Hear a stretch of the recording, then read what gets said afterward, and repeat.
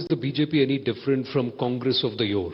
Because the BJP is also bringing in new partners erstwhile. You're also looking at stitching up coalitions. Yeah, no, I kind of expected this question, and when I was looking at my schedule this morning, I certainly was sure that you'd spring this on me.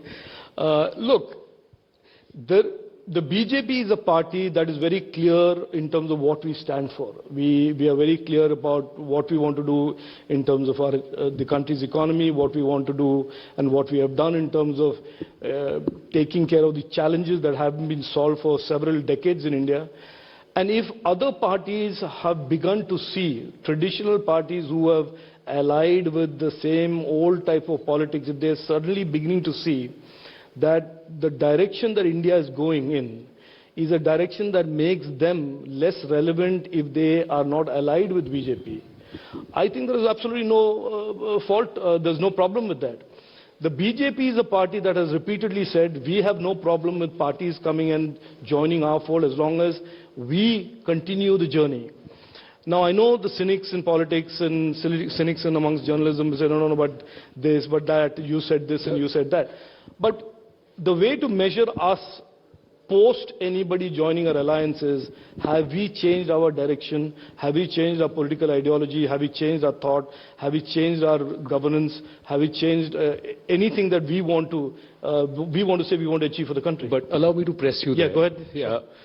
If you look at O.P. Rajbhar, Ajit Pawar, now there is talk about H.D. Devegowda and the JDS. Them aligning, the larger arithmetic is that you want 6-7% consolidation, so you go up from 52-53% to 58-59%. Now that's a bold consideration. Even if JDU were to break up and come, you have Jitan Ram Manjhi coming in. How are they ideologically linked to the BJP? Is the BJP not in danger of diluting its own ideological platform? No, and I think in these town halls you will have people who are much more senior than me in the overall political ecosystem. I'm asking you because you're an independent MP. Now you're part of the BJP, so I'm asking you this. No, I absolutely see no problem, and I don't see any reason for us to be remotely defensive about parties stepping up who have traditionally not supported us and saying, no, we support the BJP in its efforts to build this new India, to become the third largest economy in the world, create for the first time ever since independence, true resolution of poverty. I see absolutely no problem with that. But if you think that by parties supporting us, we dilute the goals that we have set for the country, that our Prime Minister has set in terms of direction and vision for our country, that certainly is not going to happen. In a lot of ways, what is going to certainly happen, the space that has been left for dynastic parties that have practiced this kind of appeasement politics, this kind of freebie politics for many, many decades and years, is reducing. The optics of going to Patna, optics of going to Bengaluru is in my mind something very different from how you are seeing it. I see this almost like a desperate last stand to create relevance for this type of politics, which I believe is diminishing in favor, diminishing in terms of its returns politically.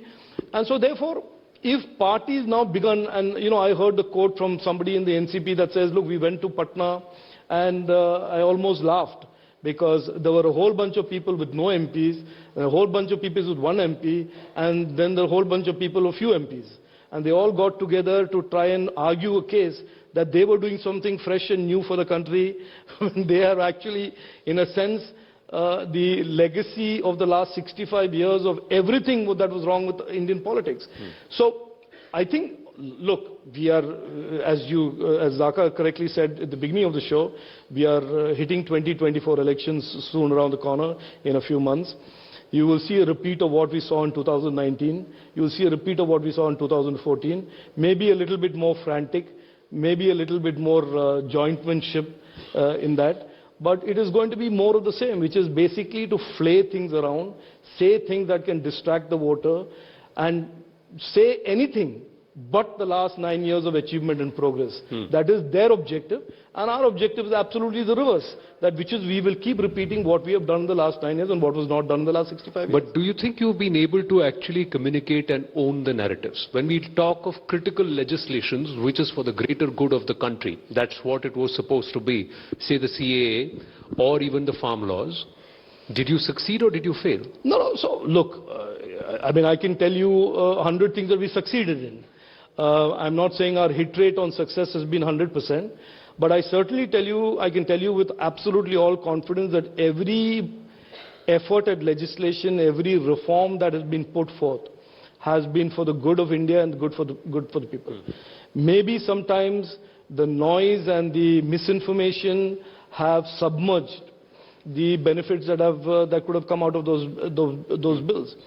And so therefore, we are living in a digital age. We are living where social media certainly can create noisiness and static and all of that. And misinformation has the power to sway people. Misinformation has the power to certainly swamp the truth and elevate the lies.